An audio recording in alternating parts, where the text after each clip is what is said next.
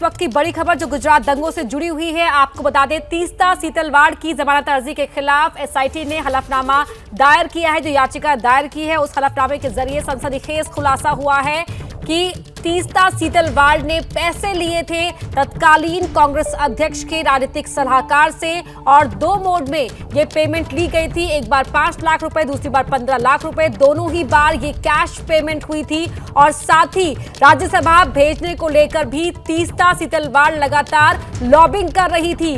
वो राज्यसभा मेंबर बनने के इच्छुक थी, दबाव बनाया जा रहा था। ये एसआईटी की ओर से हलफनामे में कहा गया है, खुलासा किया गया है। एसआईटी तीस्ता सीतलवाड़ की जमानत अर्जी के खिलाफ यहां पर याचिका एसआईटी की ओर से दायर की गई है और अब से थोड़ी ही देर में बीजेपी की प्रेस कॉन्फ्रेंस भी इस पर होने वाली है। तो तीस्ता ने शुरुआत में ही 30 लाख रुपए लिए, ये संबित पात्रा बीजेपी के प्रवक्ता का कहना है। और थोड़ी ही देर में प्रेस कॉन्फ्रेंस कर एसआईटी के इस हलफनामा पर हमला बोलेगी बीजेपी। ये साफ नजर आ रहा है कि किस तरीके से उस वक्त तीस्ता सीतलवाड़ कांग्रेस के साथ मिली हुई थी तत्कालीन राज्य सरकार को गिराने के लिए। और साथ ही जो तीस्ता के पॉलिटिकल एम्बिशंस थे वो ये थे कि उन्हें राज्यसभा भेजे, कांग्रेस की ओर से भेजा जाए। और इसके अलावा कैश पेमेंट भी कांग्रेस से ली थी तीस्ता सीतलवाड़ ने। विकास भदौरिया हमारे सहयोगी फोन लाइन पर जुड़े हुए हैं हमारे साथ। विकास, सनसनीखेज खुलासा और जाहिर तौर पर तीस्ता सीतलवाड़ की मुश्किलें बढ़ी हुई।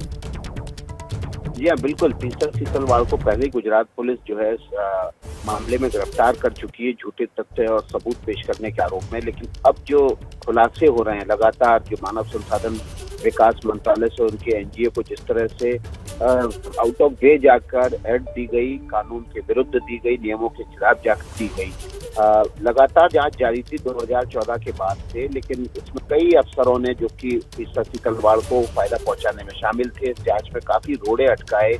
जो लोग इस तमाम पूरे तीस्ता सीतलवाड़ के फर्जीवाड़े से जुड़े कागज इकट्ठे कर रहे थे, उन लोगों को कागज मुहैया नहीं कराए गए। लेकिन अब धीरे धीरे ये जो पूरे दस्तावेज हैं वो मिलना शुरू हो चुके हैं। और सबसे सनसनीखेज खुलासे ये हैं कि 2002 के दंगों के बाद न केवल सरकार को, नरेंद्र मोदी की सरकार को गिराने की साजिश रची गई, बल्कि गुजरात की छवि को धूमिल करने की कोशिश की गई। नरेंद्र मोदी की छवि को धूमिल करने की पूरे दुनिया में कोशिश की गई और उसके लिए बाकायदा कैश पेमेंट से लेकर सरकारी खजाने से एनजीओ के जरिए पेमेंट किए गए। ये सारे मामले जो है अब वो खुल कर आने लगे हैं। उसके तमाम दस्तावेज जो है वो बीजेपी को मिल चुके हैं। तमाम आरटीआई लगाने के बावजूद दस्तावेज बरामद मिले हैं उनको। अब धीरे धीरे करके ये सारे खुलासे बीजेपी करेगी और इसके तार जो है तीस्ता सीतलवाड़ को मिले कैश पेमेंट से लेकर उनके एनजीओ को जो सरकारी खजाने से भुगतान हुआ, उसके सबके तार जो है वो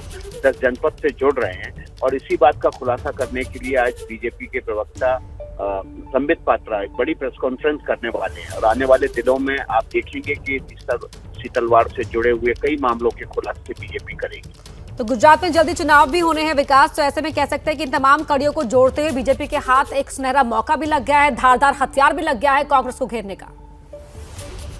जी हाँ, बिल्कुल। देखिए, कांग्रेस को तीस्ता सीतलवाड़ के बहाने बीजेपी पहले भी घेरती रही थी और लेकिन उसके पास उस समय ये तमाम दस्तावेज नहीं थे जिनके आधार पर तीस्ता सीतलवाड़ और कांग्रेस के कनेक्शन को उजागर किया जा सके। लेकिन अब ये दस्तावेज सामने आ चुके हैं, बीजेपी के नेताओं के पास हैं। इसलिए अब इस पूरे मामले की बखिया उधेड़ने के लिए और कांग्रेस को घेरने के लिए, खासतौर पर कांग्रेस के बड़े आला नेतृत्व को घेरने के लिए कि किस तरह से उसने गुजरात की न केवल छवि खराब करने की कोशिश की, दंगे भड़काने की कोशिश की, बल्कि सरकार गिराने से लेकर नरेंद्र मोदी की छवि पूरी दुनिया में खराब करने की जो कोशिश की गई थी कांग्रेस नेतृत्व की तरफ से, अब उसका कनेक्शन वो तीस्ता सीतलवाड़ के जरिए कांग्रेस नेतृत्व को घेरने की तैयारी है।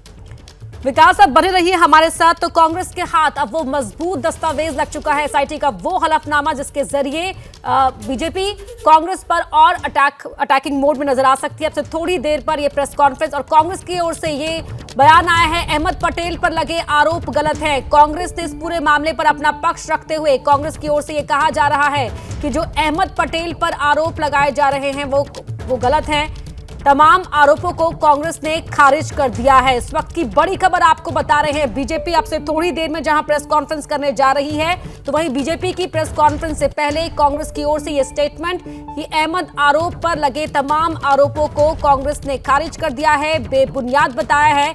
कहा कि जो आरोप इस एसआईटी के हलफनामे के जरिए तत्कालीन कांग्रेस अध्यक्ष के राजनीतिक सलाहकार अहमद पटेल पर लगाए गए हैं, वो सभी आरोप गलत हैं। और साथ ही कहा कि तत्कालीन मुख्यमंत्री गुजरात में दंगों को रोकने में नाकाम रहे थे। इस वक्त की बड़ी खबर आपको बता रहे हैं गुजरात दंगों से जुड़ी हुई, जहां तीस्ता सीतलवाड़ की मुश्किलें बढ़ी हुई नजर आ रही है, क्योंकि एसआईटी ने जो हलफनामा दायर किया उसके जरिए सनसनीखेज खुलासा हुआ है कि तत्कालीन कांग्रेस के पॉलिटिकल एडवाइजर से तीस्ता ने पैसे लिए थे और अब ये तमाम आरोपों को धारदार हथियार बनाते हुए बीजेपी प्रेस कॉन्फ्रेंस करने जा रही है।